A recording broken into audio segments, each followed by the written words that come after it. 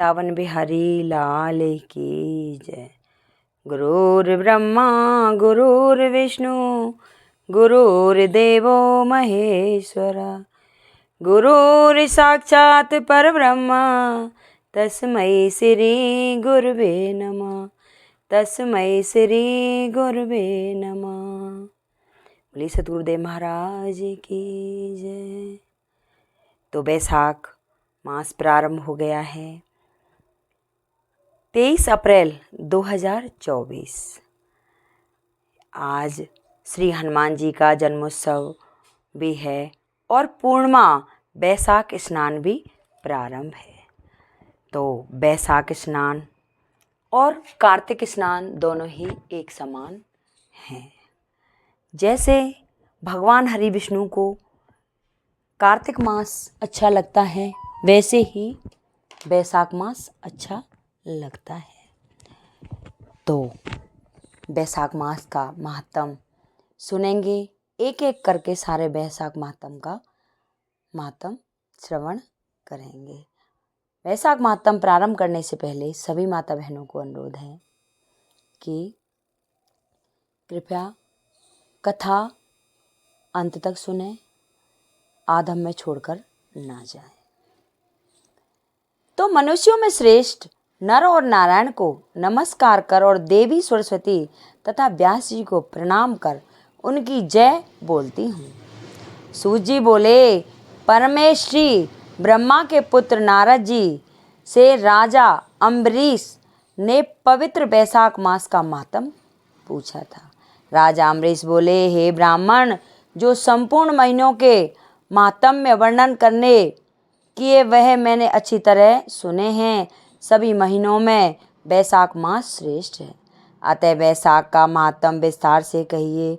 मुझे सुनने की इच्छा है, यह मास विष्णु भगवान को प्यारा क्यों है और इसमें कौन कौन धर्म कार्य उन्हें क्यों प्रिय हैं, क्या दान करना चाहिए, उसका क्या फल होता है, ये सब कार्य किस देवता को प्रसन्न करने के लिए करने चाहिए, इस मास में करने योग्य काम क्या हैं, कौन से कार्य विष्णु भगवान को प्रिय हैं, इसमें क्या दान किया जाता है, इसका फल और उद्देश्य क्या है, इस मास में किन किन वस्तुओं से भगवान पूजन करना चाहिए। हे नारद, यह सब मुझे विस्तार से सुनाइए, मैं श्रद्धा से सुनना चाहता हूँ।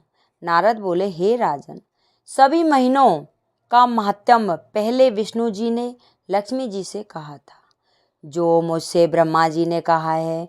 अब महीनों में कार्तिक, माघ और बैसाख मास श्रेष्ठ हैं। इन तीनों में से भी बैसाख मास सबसे श्रेष्ठ माना गया है। यह महीना माता के समान सब जीवों को अभिष्ट फल देने वाला है। इस महीने में दान, यज्ञ, व्रत और स्नान करने से सब पापों का नाश हो जाता है। यह महीना धर्म कार्य, यज्ञ और तप का सार है। इसकी देवता भी प्रशंसा करते हैं।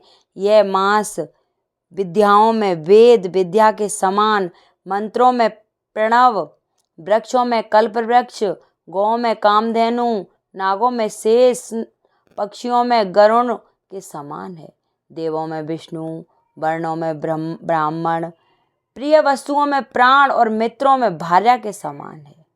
नदियों में गंगा के समान, तेजस्वियों में सूर्य और शास्त्रों में चक्र, धातुओं में स्वर्ण, वैष्णवों में शिवजी के समान और रत्नों में कौस्तुक मणि तुल्य धर्म के समान सबसे उत्तम मास है। इस मास के समान विष्णु भक्त उत्पन्न करने वाला और कोई महीना नहीं है।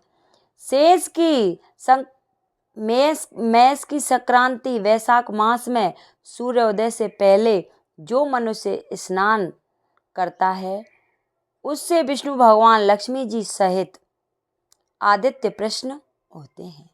जैसे अन्न से सब प्राणी प्रसन्न होते हैं, वैसे ही बैसाख स्नान से स्नेह संदेह विष्णु भगवान प्रसन्न होते हैं।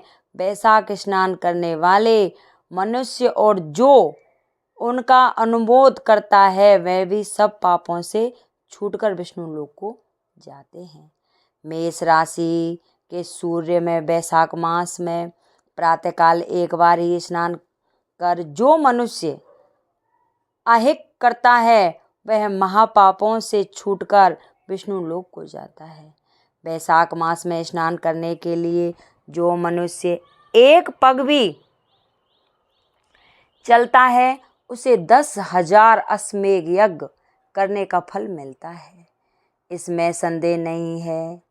या एकाग्रचित्त हो जो ऐसा संकल्प भी करता है उसे भी निस्संदेह 100 यज्ञ का पुण्य मिलता है।